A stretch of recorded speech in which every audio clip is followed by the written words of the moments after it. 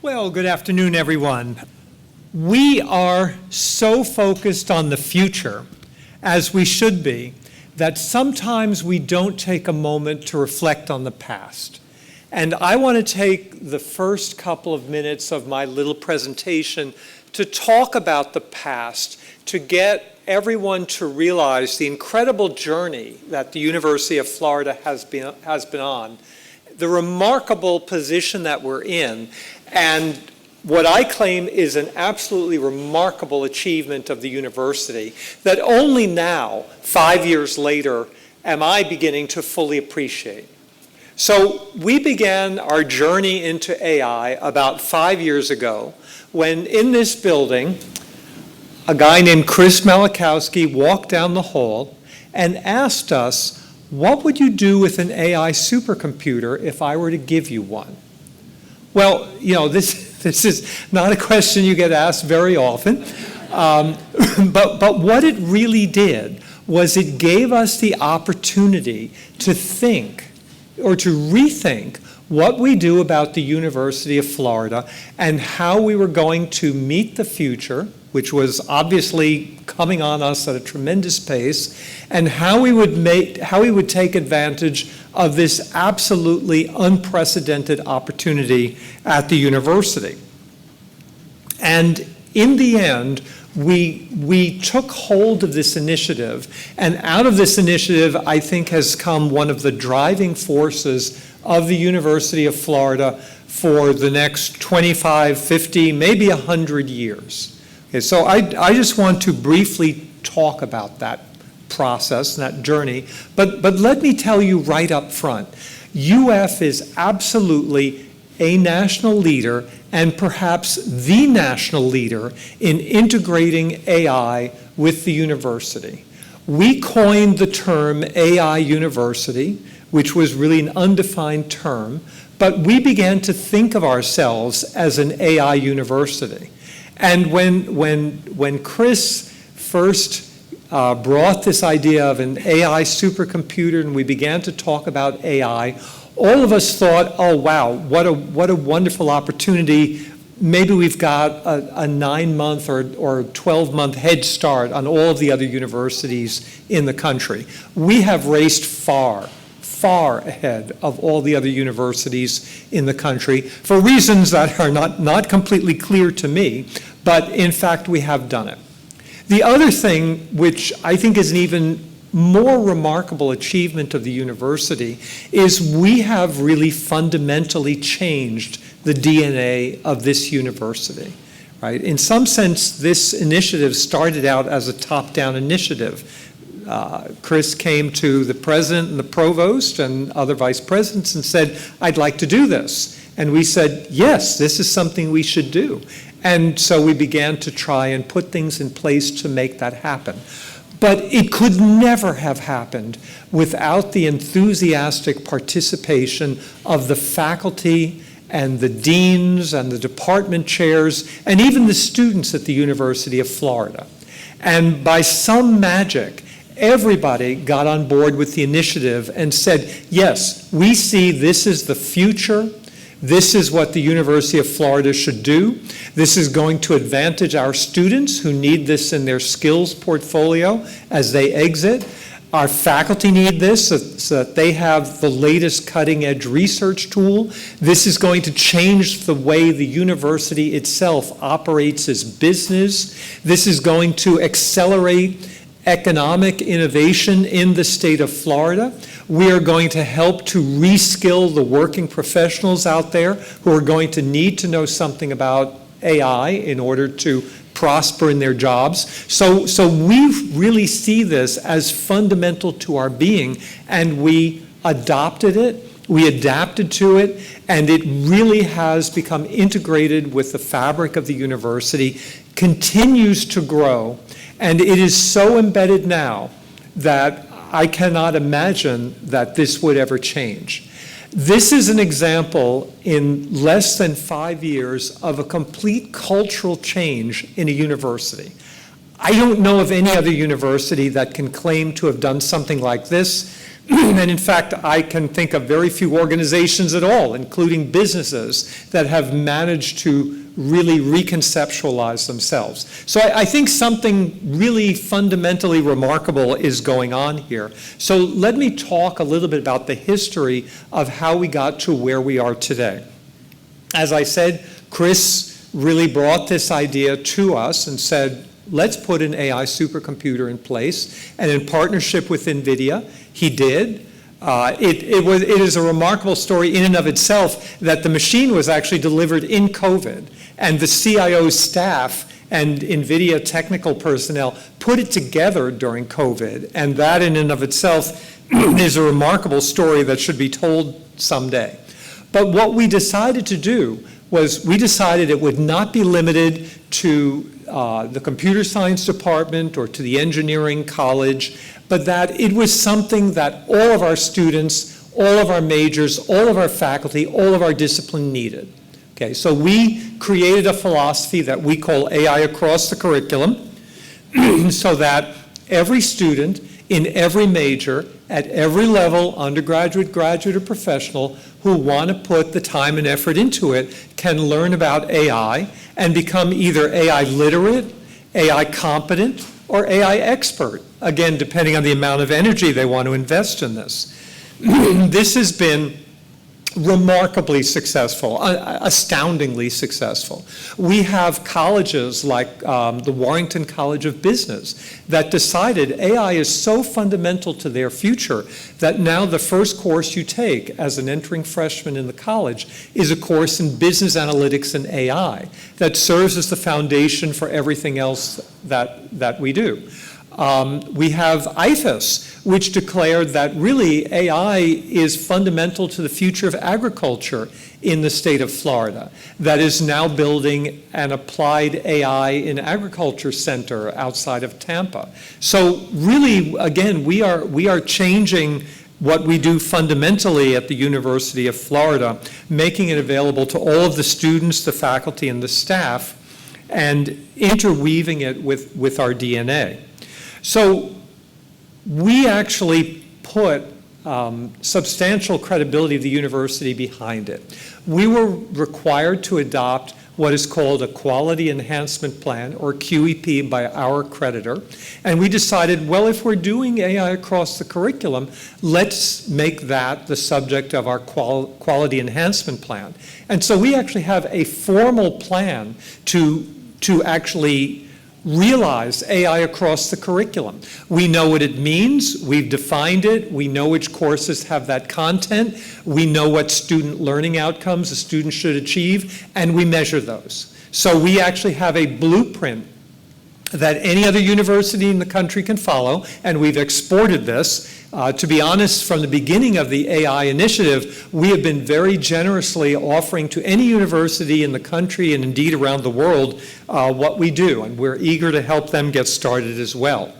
The legislature and the governor saw what we were doing, and they were very generous in granting to the University of Florida a $20 million appropriation that allowed us to invest in 100 additional AI faculty. So we were able to shore up our expertise in some areas and to create entirely new areas of expertise. And these new faculty complemented the existing faculty and really seeded all of the rest of the faculty with the appetite for AI and the types of things that you could do with it.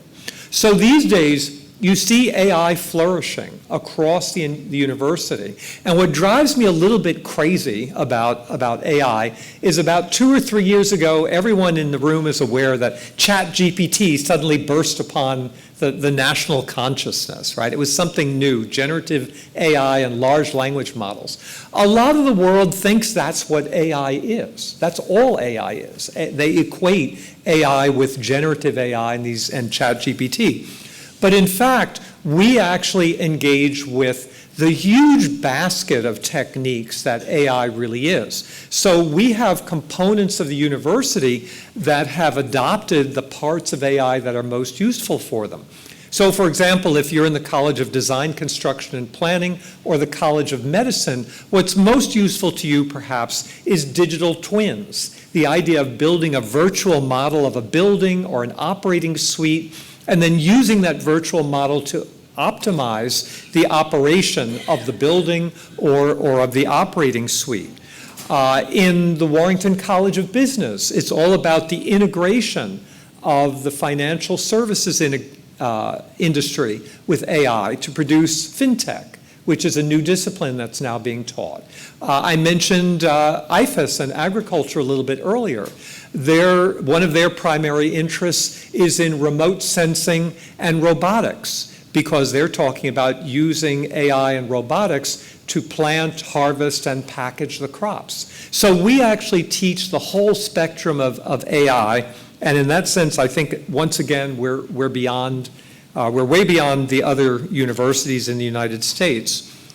President Fox referred to the new Jacksonville campus and gave you some of the details about it. What he didn't mention was that campus is going to really be AI flavored.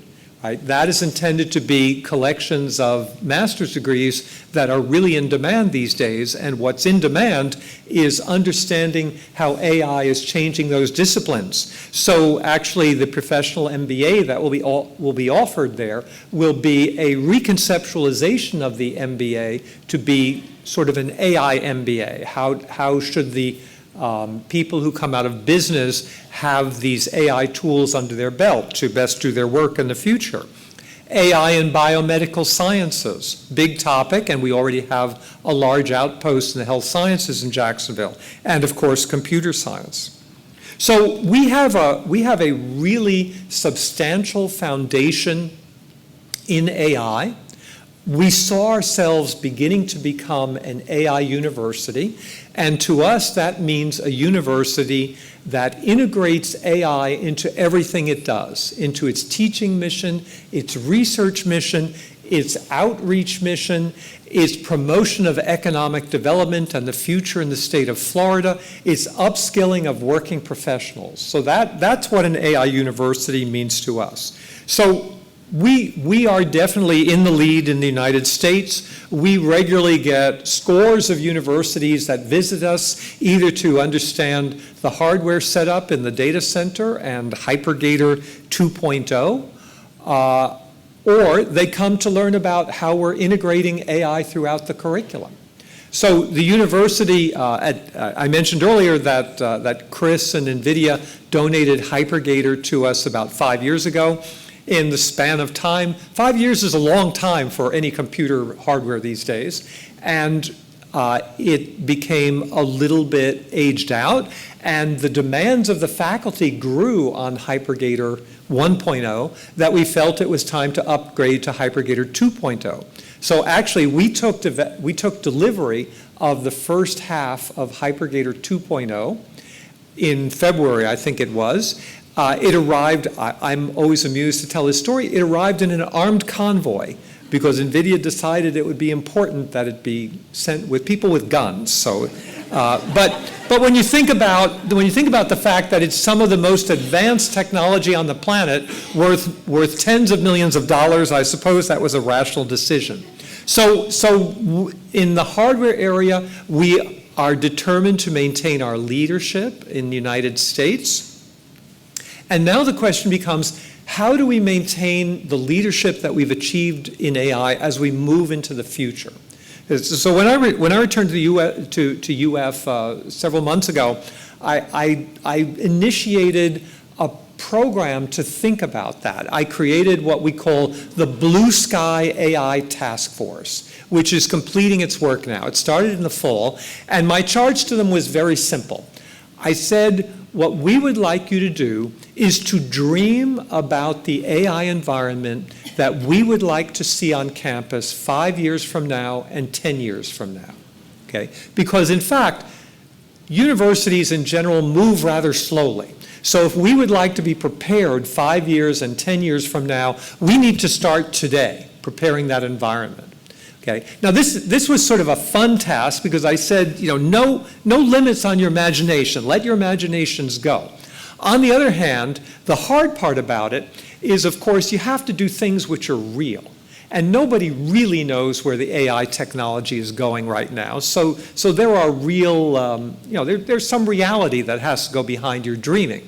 So we provided them with some technical staff from the CIO's office. CIO himself was a part of the task force, but otherwise we had faculty and students and staff members on it, and they went out and engaged with a broad swath of stakeholders and have just released their preliminary recommendations in the form of an executive report, and will be coming out with their full report within the next month. And in fact, what they're focusing on are AI agents. This seems to be the next evolution of AI, which is coming on all of us very fast, and so we're very concerned about this at the University of Florida right now. So far, mostly with AI, what you do is you ask AI a question or you ask it to do a computation. It does, it tells you the answer, and you move on. But we are moving into an era where AI is going to autonomously do things, right? You're going to ask it to do something, and it's going to go out and do it. I mean, simple examples, right? Autonomous vehicles, drive me somewhere. You're going to have modern irrigation and harvesting systems in agriculture, as I mentioned a few minutes ago.